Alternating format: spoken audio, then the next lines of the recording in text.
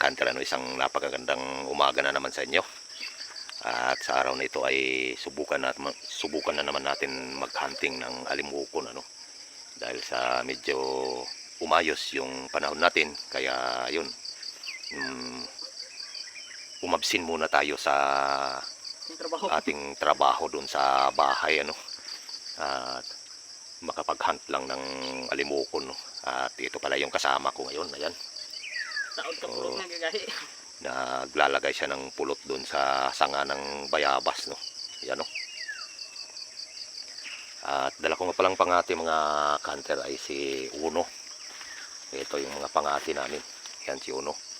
At ito rin yung pangati ng aking kasama. Yan, Si 41. si D31. Si Kusa nga pala, mga kanter, ay hindi muna natin magagamit sa hunt dahil siya ay naglulugon, at malala yung paglagas ng kanyang mga balahibo, So ayan, mga kanter, huwag na muna nating patagalin dahil pupunta pa kami doon sa area kung saan tayo makapag-sit up, dahil ayan, maraming humuhuni. Let's go!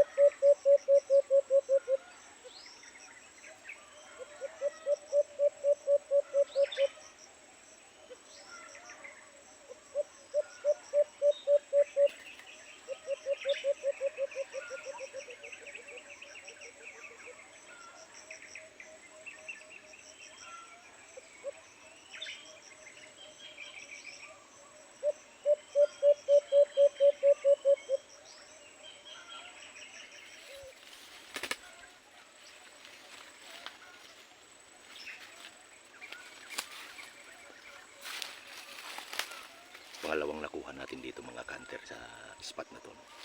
So, dito nga pala ako nag-sit up kanina. Yan o.